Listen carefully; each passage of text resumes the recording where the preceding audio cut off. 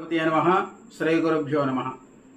ఈరోజు మనం ఒక చమత్కార పద్యాన్ని చూద్దాం. ఒక కవి గారు ఒడిస్సా రాష్ట్ర పూరి నగరాన్ని సందర్శించారు. అక్కడ జగన్నాథ స్వామిని కూడా దర్శించుకున్నారు. అక్కడ విగ్రహాన్ని చక్రతో చేయబడి ఉండడం చూసి ఒకసారి ఆశ్చర్యపోయారు.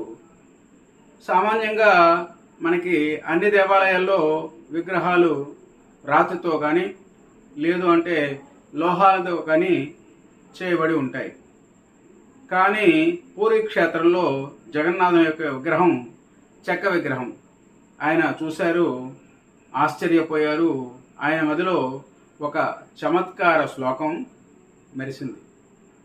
ఏమిటా శ్లోకం అంటే, ఏకా భార్య ప్రకృతి రచల చంచల చ ద్వితీయ పుత్రో నంగో త్రిభువన జయీ మన్మథో దుర్నివారః శేషస్సయ్య యుధది శయనం వాహనం పన్నగారిః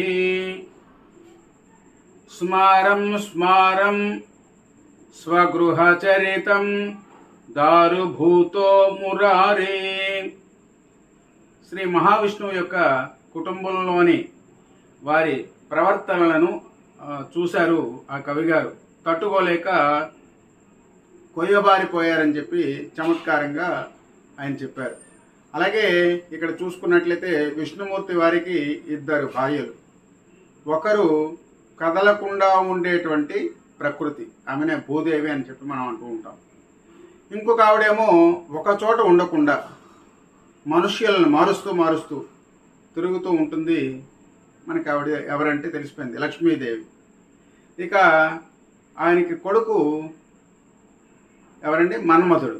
మన్మధుడిని చూద్దామా అంటే అందరితో తిట్లు తింటూ ఉంటాడు. ఆయన అందరినీ తిడుతూ ఉంటాడు. అందరూ కూడా తిడుతూ ఉంటారు ఆయన్ని. అందరినీ బాధిస్తూ ఉంటాడు. పోనీ వాడేమైనా బలంగా ఉన్నాడా అంటే వాడికి, ఆ మన్మధుడికి శరీరమే లేదు. పోనీ ఒక క్షణం విష్ణుమూర్తి వారు విశ్రాంతి తీసుకుందామా అంటే తాను నడుము వాల్చేది ఒక పెద్ద సర్పం, పాము మీద. ఆ పాము ఏంటి, ఎలా ఉంటుంది, మెత్తగా ఉంటుంది. కానీ ఎంతసేపు ఆ పాము ఏం చేస్తుంది, బుసలు కొడుతూ ఉంటుంది. పోనీ ఆ పాముకి ఏంటి, ఒక తల ఉందా, 1000 తలలు ఉన్నాయి, సహస్రం. అయితే ఒకటి తర్వాత ఒకదానిలో బుసలు కొడుతూ ఉంటుంది ఆ యొక్క సర్పం. పోనీ అక్కడ ఉండేది ఎక్కడ అంటే సముద్రం మధ్యలో.